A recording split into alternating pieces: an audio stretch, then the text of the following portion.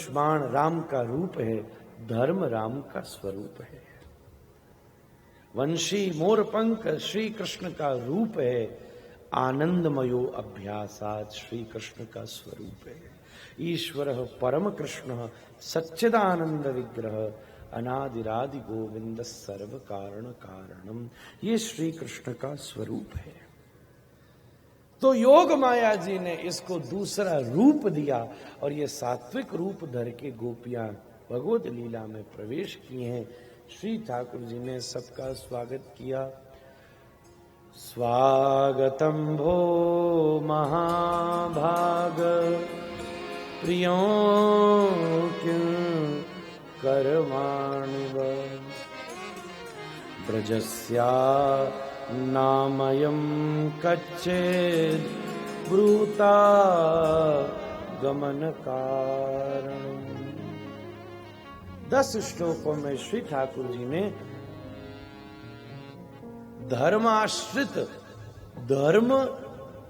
धर्म जिसे बड़ी अच्छी तरह स्वीकार करेगा, धर्मवान व्यक्ति जिन्हें सुनकर खुश होगा, ऐसे सूत्र कहे। भाई तुम्हें समय नहीं घूमना चाहिए, घर जाइए, बैठिए, भाई कहाँ आ गई हो रात में, मेरा सुख दूर रहने में ही है, और फलाना और ढिमका। वेद इसे स्वीकार करेगा, गीता जी से स्वीकार करेंगी। सारे तर्क प्रस्तुत किए ठाकुर जी ने। तुम यहां क्यों आई हो? इस समय तुम्हारा घूमना ठीक नहीं। और गोपियों ने धर्मानुगत सारे तर्कों को प्रत्युत्तर देके श्री ठाकुर जी को इस शास्त्रार्थ में पराजित किया है, पराजित किया। 10 श्लोक गोपियों ने कहे तो 10 श्लोक ठाकुर जी ने कहे तो 11 गोपी ने कह के चुप करा दिए प्रणय गीत में। और एक बात बताऊं, प्रतिस्पर्धा में जीतने में सुख आता है और प्रेम में हारने में सुख आता है। हारने वक्त प्रेम का सुख दूसरा ही है, जीतने में, क्योंकि प्रेम और अभिमान ये एक दूसरे के विरोधी हैं भैया। अभिमान प्रेम को खाता है, जीत अभिमानता देती है जो प्रीति को शिथिल बनाती है, और हार अभिमान शून्य करती है जो प्रीति को दृढ़ करती है। समर्पण क्या है? अभिमान चढ़ा देना। बड़े महाराज जी बड़ा सुंदर वर्णन करते हैं। जैसे कोई बच्चा विदेश जा रहा हो, तो पिताजी पूरा हिसाब किताब करके भेजते हो, हाँ भाई ये ले पैसा, देख के खर्च करना, स्कूल की फीस भर दी, ये भर दिया, वो भर दिया, बहुत ध्यान से रहना। चलते वक्त माता घबराकर और बड़े प्यार से चुपचाप कोने में ले जाती और अपनी गुल्लक में से थोड़ा सा धन निकाल के, सुन सब पिताजी रखेंगे, ये 2 लाख रुपया है, तू चुपचाप धर ले और धर के भूल जाना। और एक काम करियो, और तो सब तेरी व्यवस्था पिताजी करेंगे, एक चीज ध्यान रखना, तू इस पैसा से जाते ही 6 महीना बाद की जो तेरी रिटर्न टिकट है वो अभी बुक कर लेना। क्यों? बोले जिससे वहां तेरी कोई भी दिक्कत हो जाए, तुझे नुकसान हो जाए, तू कहीं फंस जाए, तो कम से कम घर वापसी में समस्या न हो, और तेरे को सब ठीक हो तो तू ये पैसा ज्यों की त्यों लौटा देना। ऐसे ही जीव को जब नारायण ने भेजा तो लक्ष्मी ने उसे चुपचाप अभिमान रूपी धन दिया, ये ले जा, तेरी एग्जिस्टेंस, जो तेरी एग्जिस्टेंस है ये ले जा। पर एक काम करियो, इस अभिमान को दुनिया में खर्च नहीं करना, इस अभिमान को अपने ऊपर खर्च नहीं करना, बल्कि इस अभिमान को श्री नारायण के चरणों में, श्री ठाकुर जी श्री कृष्ण के चरणों में लगा के और अपनी रिटर्न टिकट बुक कर लेना। यही समर्पण है। रिटर्न टिकट बुक कर लेना, सारा अभिमान श्री गोविंद के चरणों में लगा देना, यही रिटर्न टिकट है। महाराज मंगल में भाव से गोपी ने श्री ठाकुर जी के भाव को प्रकट किया और सभी रास मंडल में प्रविष्ट हुए। उसी बीच में प्रशमाय प्रसादाय तत्रैवान्तरधीयते। श्री ठाकुर जी वहीं पर अंतर्भूत हो गए। भगवान श्री किशोरी जी की पीतांबरी में छुप करके वहां प्रकट हुए हैं।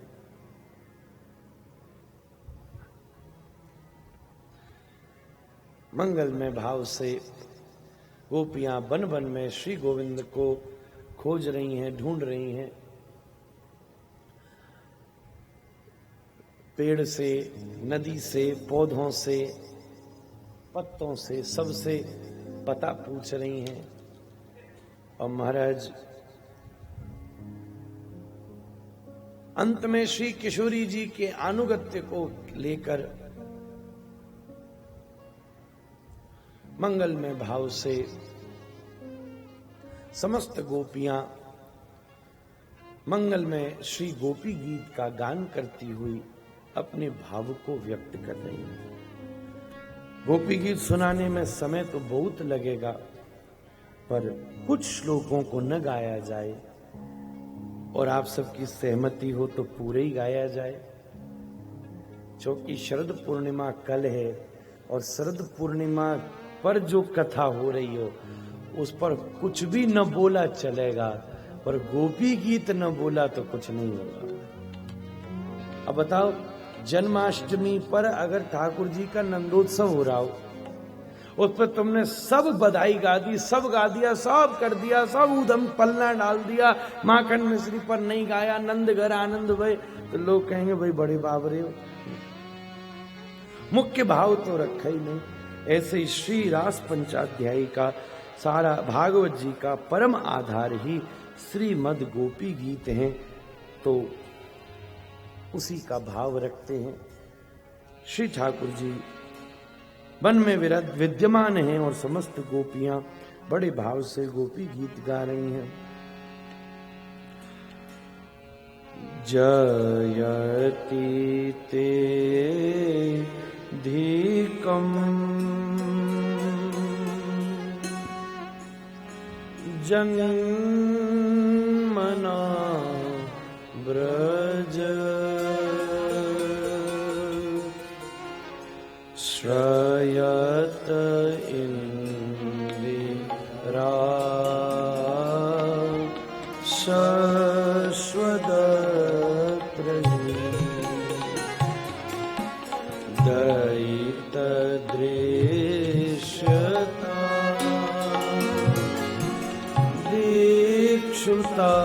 दीक्षुतावता त्वयि धृता सब त्वां विचिन्वते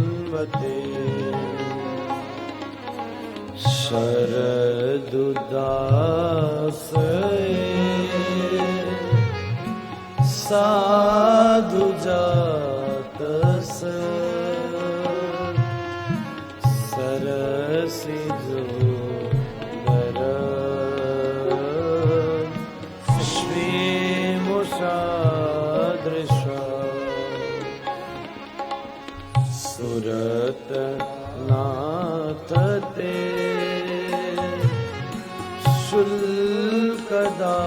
शुल्कदासिका वरदनी नतो नेह किं वद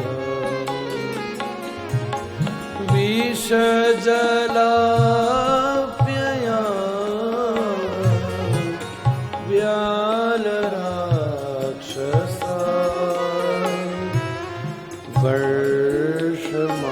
वर्षमारुदा वैद्युता नला वृषमयात्मजा विश्वतो भया ऋषभते भयं रक्षिता न खलु गोपिका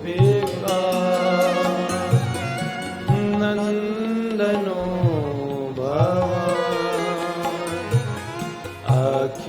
दे नाम अंतरात्मदे विघन सार्थितो विश्वगुप्तये सक उदीवा सात्वतां कुले विरचिता भयं वृष्णिधूर्यते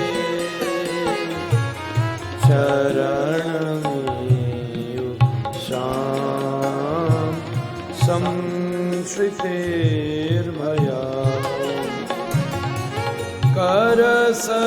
करसरोरुहं कान्तकामयो शिरसि देनां श्रीकरग्रहम् व्रजजनार्तिहन् वीरयोषितां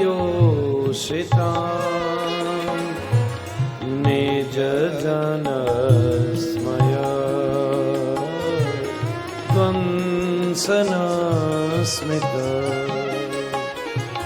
भज सखे भव किङ्करीष्मनो जलरुहाननं चारुदर्शय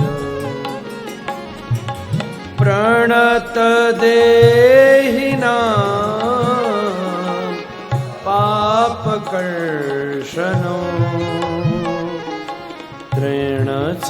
तृणचरानुगौ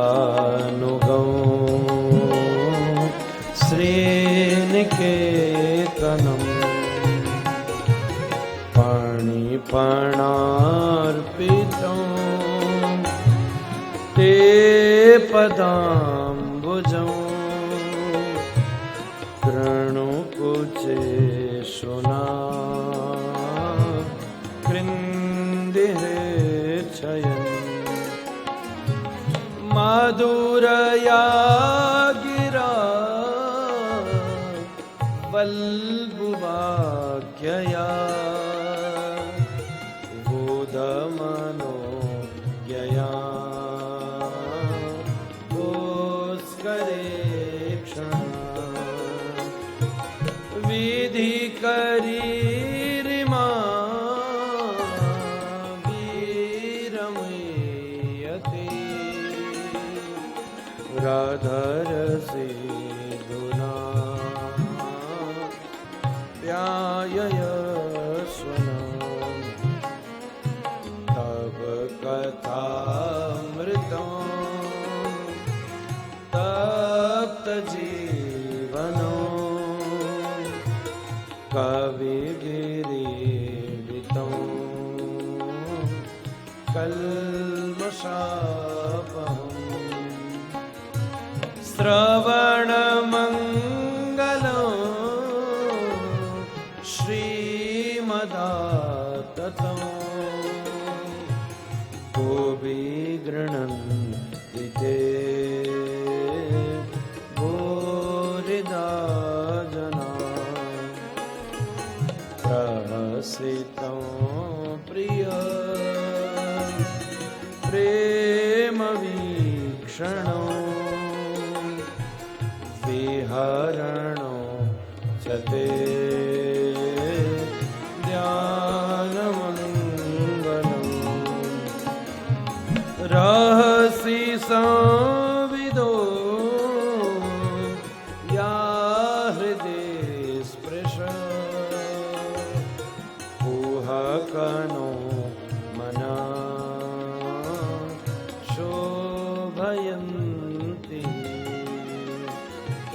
चलसि यद्व्रजा चारयन् पशु नलिनसुन्दरम्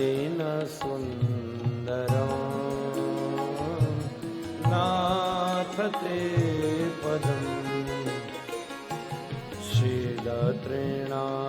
शीलतृणाङ्कुरैः सीदति तेना कलिलतां मनः कान्तगच्छति दीनपरीक्षये नीलकुन्तले वनरुहाननो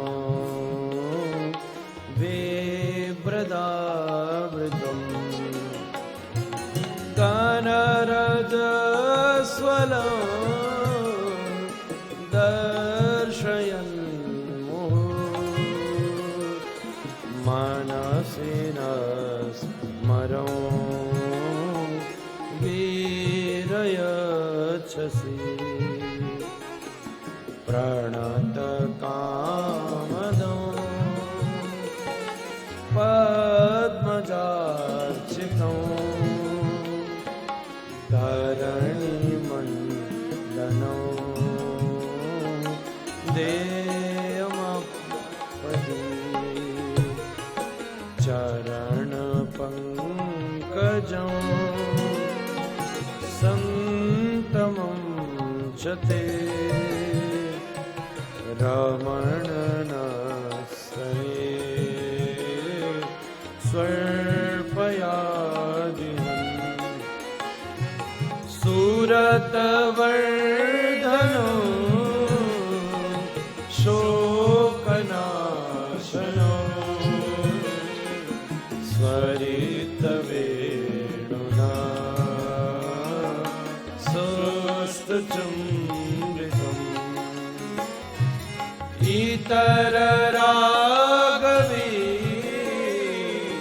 मारणो नृणा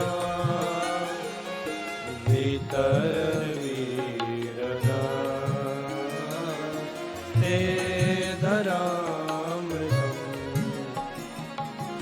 अटति यद्भवा नन्निकाननो त्रुटिर्युगायते त्वामपश्यता कोटिलकुन्तलं श्रीमुखं च जडौदीक्षता पक्ष्मग्रे दृशा पतिसुतान्वय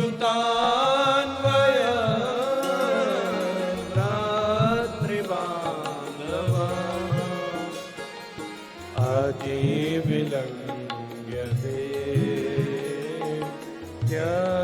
त्यच्युतागता गतिविदस्तवो गीतमोहिता गीतवयोषिता कस्त्यजेनिषु रहसि संविदं हृच्छयोदयम् प्रहसिता ननो प्रेमवीक्षणम् बृहदूरश्रियो वीक्षधामते मुहूर्ते स्पृहा मुह्यते मनः ब्रजवनौकसा व्यक्तिरङ्गते ब्रजेनहङ्कृदम् विश्वमङ्गलम् त्यजमनाक्षर स्वस्पृहा स्वजनहृद्रु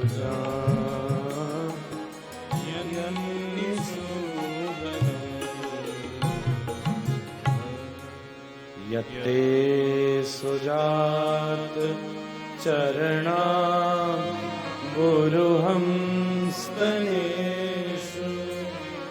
भीताशनै प्रियदधि महि कर्कशेषु तेनाटवी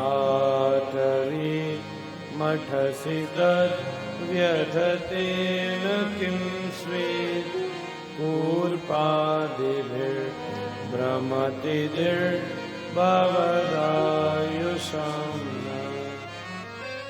इति गोप्यप्रगायन्त्य प्रलपन्त्यश्चित्रधा रुरुदु सुस्वरो राजन् कृष्णदर्शनलालसम् तासामाविरवोत्सौरी स्मयमानमुखाम्बुज पीताम्बरधरस्रजी साक्षात्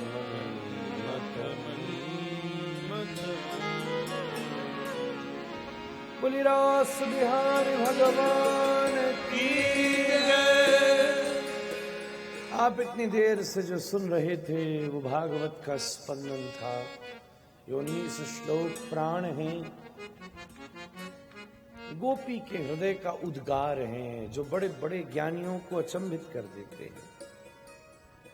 दिल को दिमाग से नहीं समझा जा सकता, नियंत्रित किया जा सकता है। समझने में और नियंत्रित करने में फर्क होता है। जो नियंत्रित करता है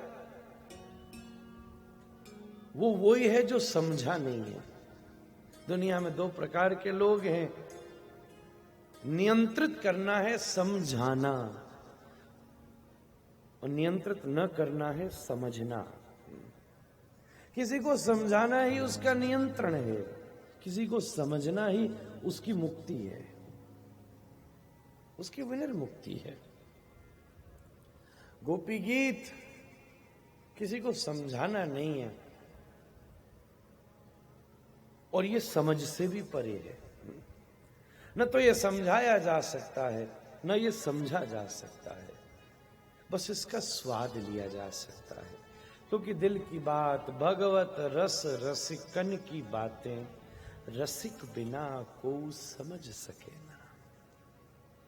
जो उस स्तर के, जो उस लेवल के, दो व्यापारी बैठकर बात कर रहे हैं, उनके बीच में कोई बच्चा हो तो कहते क्या बात कर रहे हैं भाई।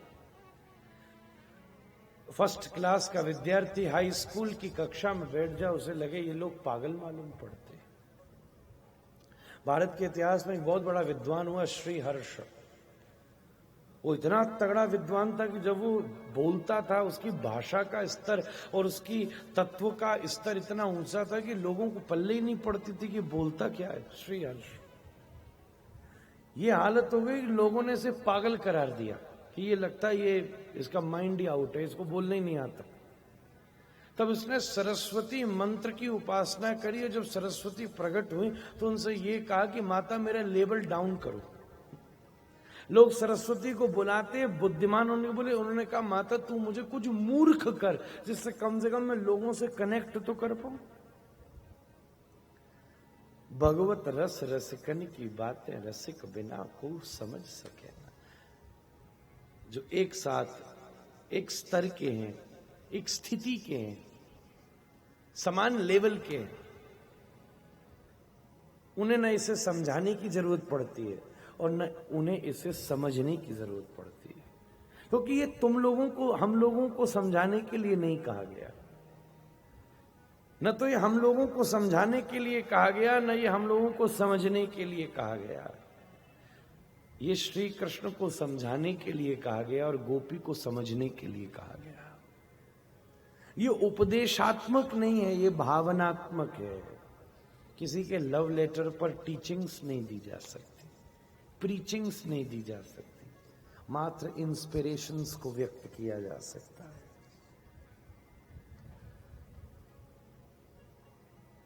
बड़ी विलक्षण है। ज्ञानी व्यक्ति हर व्यक्ति में समता का दर्शन करता है। सब एक से हैं भाई, अहम ब्रह्मास्मि तत्वमसि, सब एक से हैं, सब बराबर हैं। ज्ञानी सब में समान देखता है, एक सा देखता है सबको, उसमें समता होती है। पर उससे एक और आगे की दशा है जब कभी कभी किसी एक से स्नेह होता है, जब किसी एक में ममता का जागरण होता है, किसी एक में कुछ खास, वो एक कुछ औरों से खास हो जाता है। बस है सब बराबर ही, पर एक कोई खास है। घर में व्यक्ति सबसे प्रेम करता है, पर कोई एक खास है। हम सबको प्रणाम करते हैं, इधर वृंदावन के हर मंदिर को प्रणाम करने को तैयार हैं। श्री बिहारी जी को, राधा वल्लभ जी, गोविंद देव जी, गोपीनाथ जी, मदन मोहन जी, श्याम सुंदर जी, प्रेम मंदिर वाले ठाकुर जी, और फिर जने वहां तो सब विस्तार होते ही जा रहा है।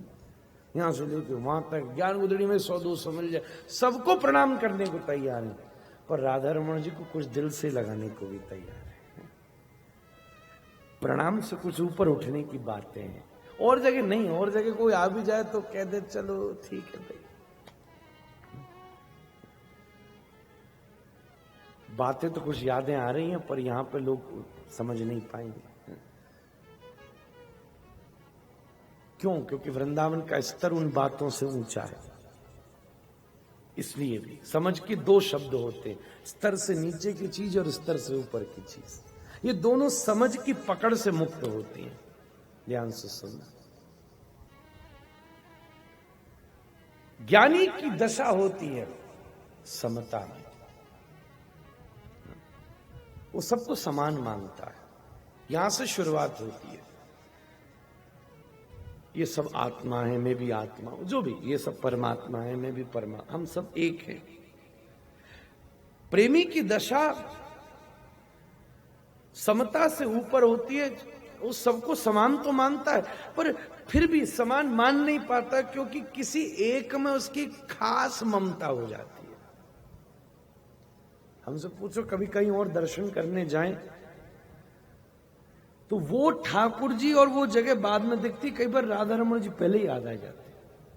ये सबके साथ होगा, इसमें मैं कोई खास बात नहीं कह रहा, इसमें मेरी कोई खासियत नहीं। जिसका इष्ट पक्का हो उसके साथ ये होगा ही।